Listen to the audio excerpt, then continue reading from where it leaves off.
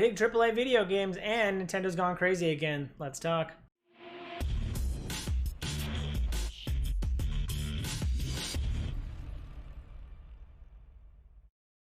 What up, viewers? What up? What up? Today is Friday, September 4th, and that means it's time for a quick recap of the week in video game news.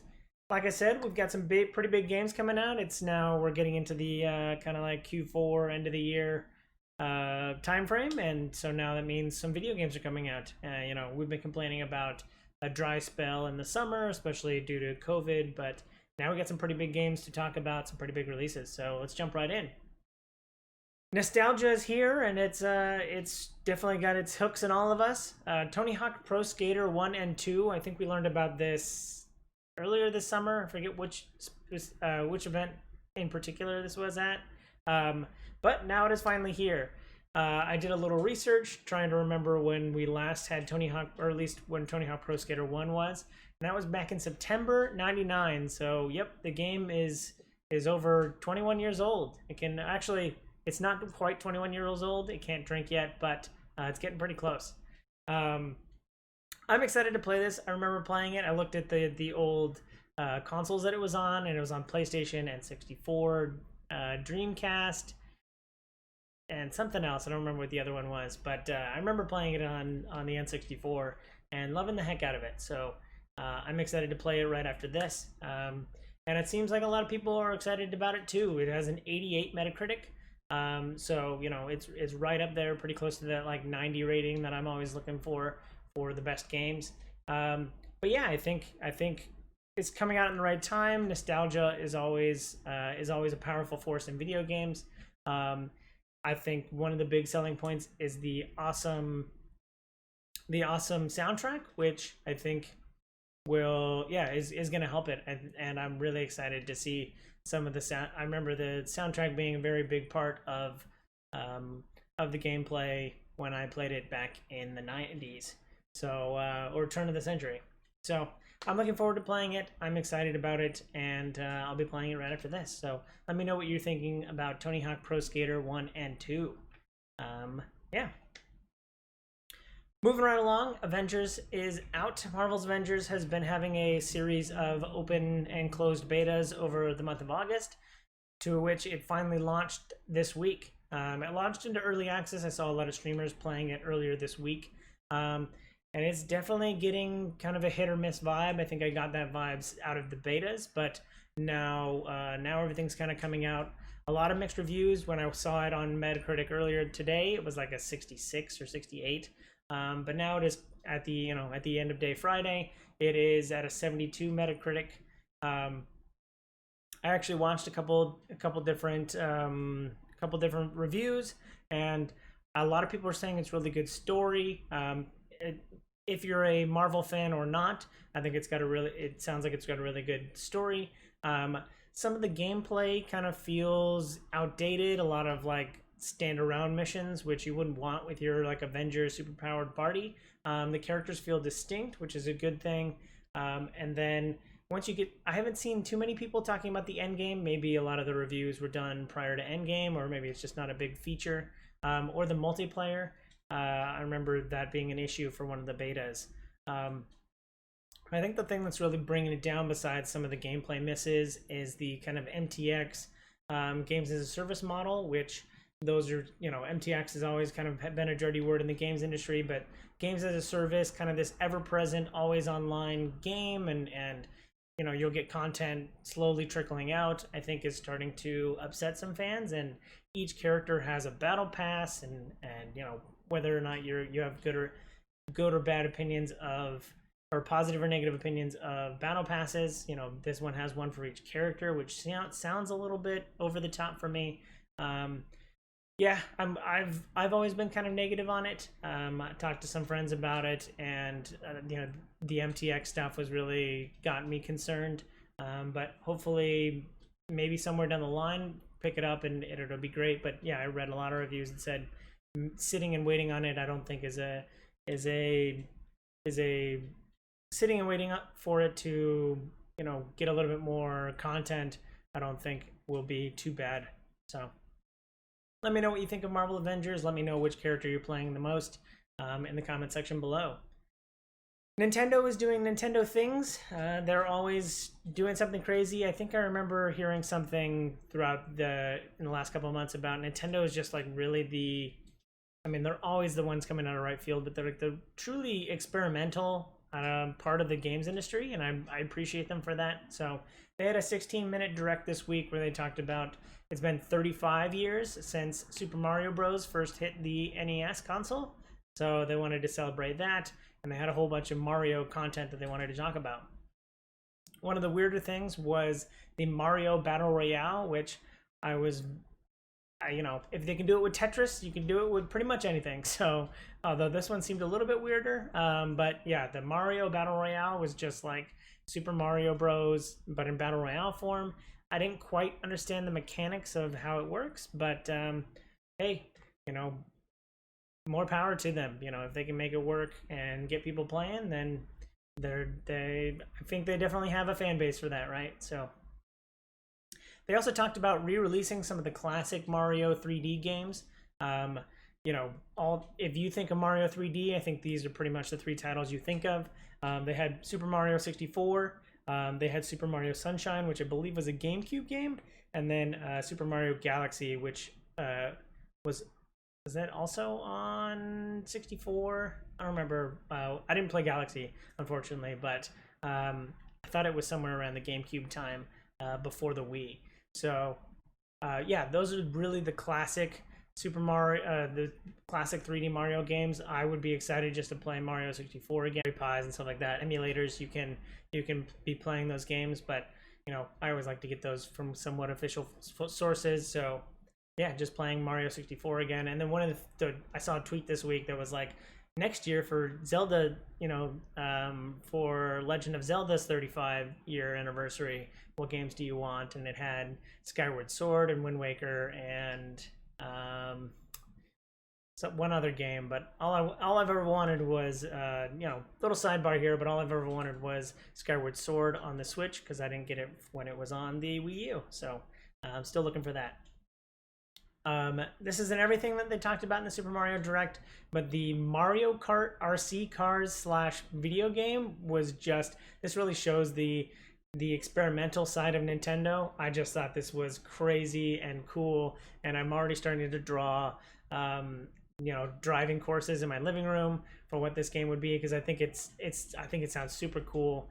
I wonder some of the more, you know, spec related things of like how far you can go, can it drive upstairs and downstairs, all that kind of weird stuff, or yeah, how do you get it, how far it extends. So I hope it works out, because I think it looks really cool to have RC Mario cars controlled by your Switch, driving around your living room with the like rings that you set up. You like set up the check marks in the room, and then they showed like how the maps can be changed. I don't know quite how you get the waviness or the curves in there, as opposed to it just drawing straight lines between each of them.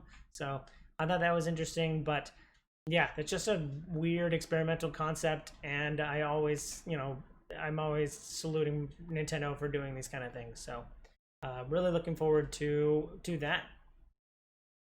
Moving right along, Ubisoft is having its Forward next week, and I usually don't like to announce things that are going to be announcements later, but the one thing that we did have is that there was a leak for Gods and Monsters, they've now rebranded the game, and I actually like the name Gods and Monsters. I think it, you know, was a pretty meh name for a game, but you know, at least it was identifiable. Gods and Monsters, you know what it's going to be about. Now they have Immortals Phoenix Rising, and Phoenix is spelled Fenyx, which now I have no concept for, you know, any person who just you know, sees Immortals Phoenix Rising on the shelves, not that anybody buys video games off shelves anymore, but you're just gonna pass right by it. Whew, I don't know what this game is gonna be. You know, I've known that it was gonna be an open world survival kind of game, but with Greek mythology. But Immortals Phoenix Rising is just, I think they took a step in the wrong direction in the naming and rebranding of that. Maybe they couldn't secure the IP for Gods and Monsters, but yeah, I don't know.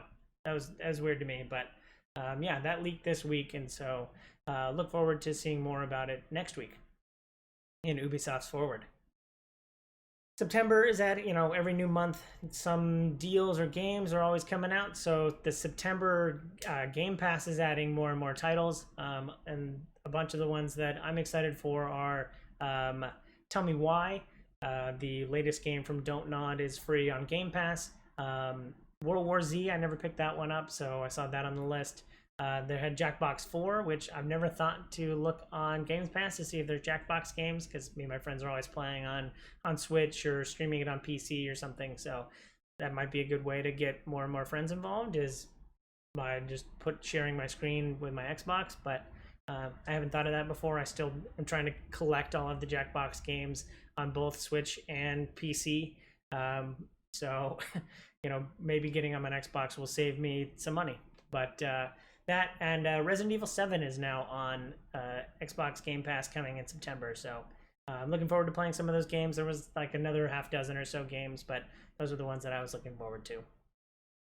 Speaking of games I like, Into the Breach is now free this month on the Epic Game Store. Into the Breach is a great indie game. I have it on my Switch because that's my, like I say all the time, that's my indie box that I can carry around with me, and I really like the game Into the Breach. So if you're looking for something to play this long weekend for Labor Day weekend, Into the Breach is free on the Epic Game Store. CD Projekt Red had a financial call this week. They just wanted to talk about their first half of the year, which would be March to September.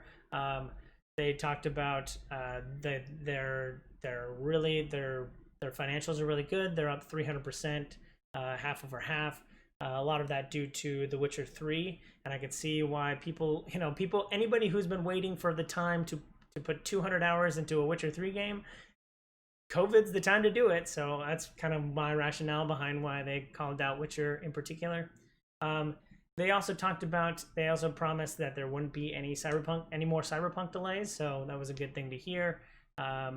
If you're going to hear in our finance call, that's probably going to be the more official platform you're going to see it, as opposed to just seeing a tweet. This was a little bit more structured. If they're talking to their board or whoever listens to those financial calls, this is going to be a more official thing, putting their foot down, saying this will not be delayed.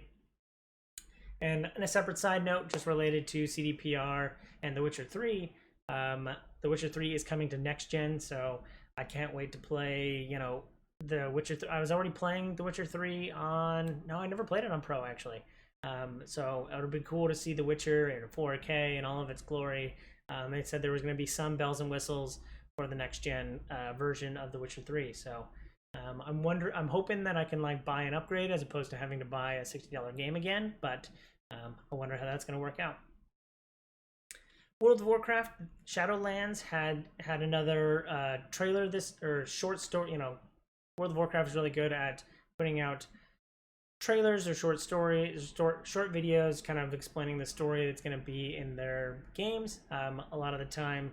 And they did this for the Battle of Azeroth, and now they're doing it again for Shadowlands. We'd seen that last week in Gamescom, where they showed off having Uther and Arthas and their relationship, and how Uther is like this angel of vengeance now. And it showed off Thrall's mom and what she's been up to, which I thought was a really cool story, because we don't really learn very much about Thrall's mother, other than she's all the sacrifices she made to put Thrall in his place to where he is. So I thought it was really cool, and I always like the art style of these. This one didn't come with a song, which I remember from the Battle of Azeroth ones had a lot of cool music with them. This one didn't have any music associated with it, but still a really cool story for those deep World of Warcraft or Warcraft lore fans. So I highly recommend it. I'll have a link down below in the description. Subtle thing that kind of went under the radar this week was Nintendo eShop made a change to how their pre-orders are handled. So a lot of digital sales, whenever you pre-order a game, the sale happens immediately.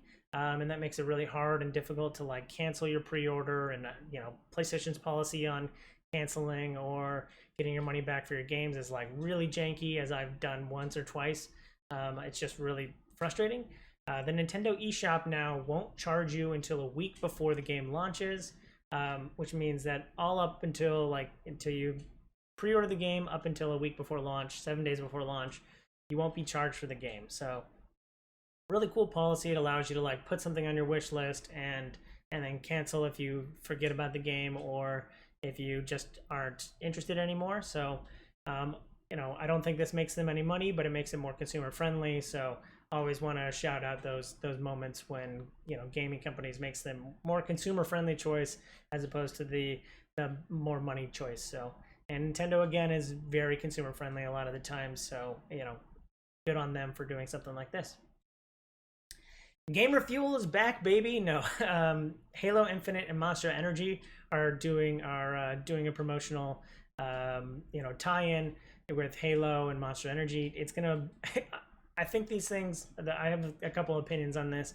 I think these things are set up so far in advance that they couldn't shift it once they shifted the date for Halo Infinite. So I think they planned on having this right before the Halo Infinite launch in November. So they kind of wanted this tie-in for the next couple weeks to help get them to launch, but launch isn't there anymore. But I think this tie-in was kind of stuck in place. A lot of the times there's a lot of, and I think I even read something about like there's a lot of handshaking that goes on prior to doing a promotion like this, and so it just happens to be now. So do you save your can, or like, you know, how does that work? I think I still have like one of the big bottles of Halo, what was that for, like Halo 3 Gamer Fuel with Mountain Dew, like the big blue bottles. So I'm a, you know, Monster Energy's been in a lot of games. I kind of like the Halo tie-in, but I don't know how the like XP works, or if you're supposed to hold on to the code in your bottle, or if you put it in, then you'll redeem it later. Just kind of confused about that stuff, but just wanted to talk about, you know, Halo and Monster Energy in this kind of weird moment when a game gets pushed, but there's still promotional stuff happening now. So, yeah. Riot Games is working on another board game. I think they had teased this earlier in the year. I'm probably one of the few owners of Monsters and Minions, or Mechs and Minions. Their other board game.